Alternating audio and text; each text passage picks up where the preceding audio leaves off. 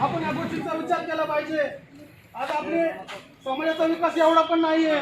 आज आपल्या लहान मुलांचे शिक्षणासाठी आपल्या समाजातील महिला असतील, पुरुष असतील, आपण आपल्या हातावरचे पोट, आपल्या पोटाची खळगी करत मुलांचे शिक्षण पूर्ण करतोय। पण आज या ठिकाणी ज्यावेळेस ही मुलं आपली 10वी 12वी शिक्षणानंतर एक विशिष्ट पदावर जाण्यासाठी त्यांना त्या ठिकाणी आरक्षण नसल्यामुळे त्या ठिकाणी त्यांना जाता येत नाहीये।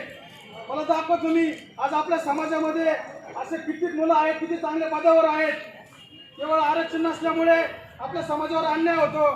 आणि हा अन्याय हा फक्त महाराष्ट्रातच चाललाय। आंध्र प्रदेश असेल, कर्नाटक असेल, तुम्ही विचार करा, जर इकडे हा आपल्याला न्याय भेटतोय, परंतु आपल्या महाराष्ट्रात आपल्याला अन्याय होतोय। मागील बीजेपी सरकारने आपल्या आद्य क्रांती राजीव गांधी यांच्यासाठी महाराष्ट्रासाठी निधी दिला। आपल्याला त्यांनी पाहिजे तशा मागण्या पूर्ण केल्या। आपल्या समाजावर हा अन्याय चाललाय। आता सरकार हे खुर्ची बसलेलं आहे, आपण त्यांना रस्त्यावर आलो, मोर्चे काढले, त्यांना निवेदनं दिली, तरी ते आपल्यावर अजून दुर्लक्षच करतात।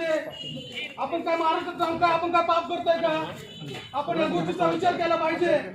लोकनेते दौलतनाना शितोळे साहेब आज अशा परिस्थितीमध्ये आहे, कोविड सारख्या भयंकर कुठल्या आहे आपल्या समाजासाठी